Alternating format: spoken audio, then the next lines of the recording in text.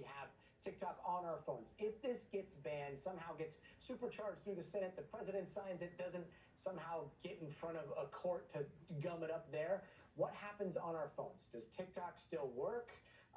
Does it go dark? Can we still use it? Are VPNs involved? What happens?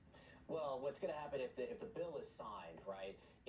ByteDance, the parent company of TikTok, will have a matter of months to divest this asset of TikTok. And then, there are real question marks as to what exactly happens to the functionality of the app itself. That's really unclear here with this legislation. But if this all goes through, and it's still a big if, and ByteDance does bite and divest this asset, well, that's what's going to be is there are going to be a bunch of suitors who are going to be looking at this company and thinking about buying it. And then, in my view, it could mean that TikTok as an app might change hands, but we don't know yet if that's going to mean that it's going to be active throughout that entire process of a sale, potentially down the road.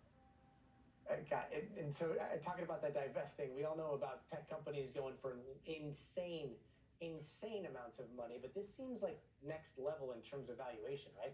Could this be one of the most expensive companies ever sold?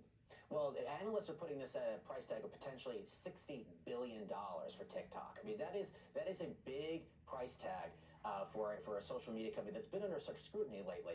And look, there are going to be plenty of people out there, companies, I would imagine individual investors on Wall Street who are going to be interested in making a move for this company. And it's again, if we get to that point. But there's still such a long way to go here. I mean, you've got to the bill's got to get through the Senate.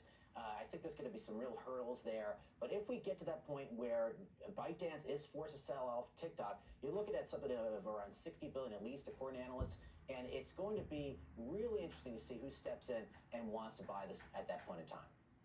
Is there a short list? I mean, who's got $60 billion just laying around these days? Well, it's a great question. I mean, I've seen these questions of whether Meta would actually want to go buy this. I was speaking to some people over the last 24 hours who have had interest in buying TikTok in years past. Remember, this isn't the first time this has come up in Congress, right? Where Congress has talked about some sort of legislation that could lead to a similar scenario to this, where TikTok could be banned or spun off. So there's been interest, particularly of people I've spoken to on Wall Street, of putting together some sort of package if this gets to the point where it is spun off by ByteDance. But again, it's still unclear who's going to end up wanting to buy this and how much they're going to be willing to put forward after this is all said and done.